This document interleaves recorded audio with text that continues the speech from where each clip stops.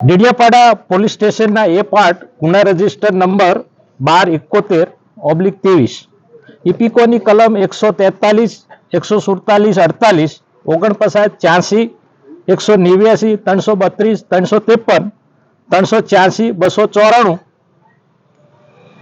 બી 506/2 arms એક્ટની કલમ 25A મુજબનો ગુનો તારીખ 2/11/2023 ના રોજ आरोपीओ चेतरभाई दामजीभाई वसावा, शकुंतलाबेन चेतरभाई वसावा, मरियमबेन झवेरभाई वसावा અને શકુંતલાબેન બલિરામ તથા અન્ય સામે સાહેબ ગુનો નોંધાયેલો એ ગુનાના કામે આજરોજ આરોપી 5 ચેતરભાઈ દામજીભાઈ વસાવા જે અહીંના ધારાસભ્યશ્રી છે, બીજા અન્ય 5 આરોપીને નામદાર કોર્ટમાં આજે રજૂ કરવામાં આવ્યા હતા।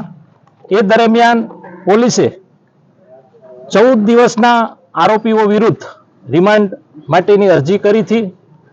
એ દરમિયાન રિમાન્ડના જે મુદ્દા હતા એમાં એક તો આરોપી નંબર 1 ચેતરભાઈ દામજીભાઈ વસાવાના અહીંના બંધારણીય હોદ્દો ધરાવતા હોય, ધારાસભ્યશ્રી હોય અને એમને સરકારી અધિકારીને, વન વિભાગના અધિકારીને પોતાના ઘરે બોલાવી ધાક ધમકી આપી અને એમની હાજરીમાં હથિયાર મગાવી અને ફાયરિંગ કર્યાનું મુખ્ય દલીલ હતો। એટલે એ જે ફાયરિંગ થયેલું એ હથિયાર જે છે એ કબજે કરવાનું હોય એ બાબતે દલીલ રેડી। બીજું જે 60,000 રૂપિયા સરકારી કર્મચારીઓ પાસેથી જે મેળવ્યા હતા એમાંથી 30,000 રૂપિયા રિકવર થયા હોય આગળ આરોપી પાસેથી, આજે 30,000 રૂપિયા હજી બાકી હોય એ રિકવર કરવાના હોય।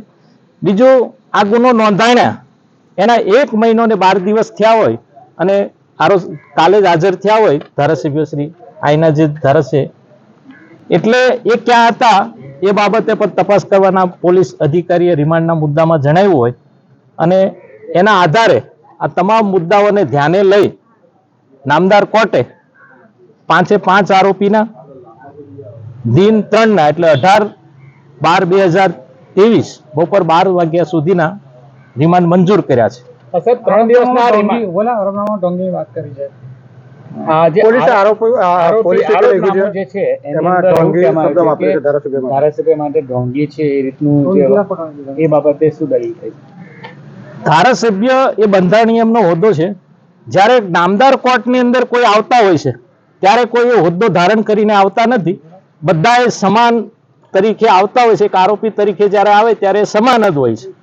એટલે એ શબ્દ બાબતે પણ નામદાર કોર્ટે કોઈ પૃથ્થકરણ કે એવું કઈ એનો કોઈ જવાબ આપ્યો નથી। ધારાસભ્યના જે વકીલ છે એમણે પોલીસની જે ફરિયાદ છે એને જ ખોટી ગણાવી છે, એ બાબતે તમે કેવું કરશો? જ્યારે મારી એની સામે કાઉન્ટર બી હતું કે ખોટી ફરિયાદ હતી તો 1 મહિનો અને 12 દિવસ આવા બંધારણીય હોદ્દો ધરાવતા વ્યક્તિએ બહાર ન રહે, એટલે જે ગુનો બન્યો છે એ બનેલા હોવાનું પ્રસ્તાપિત।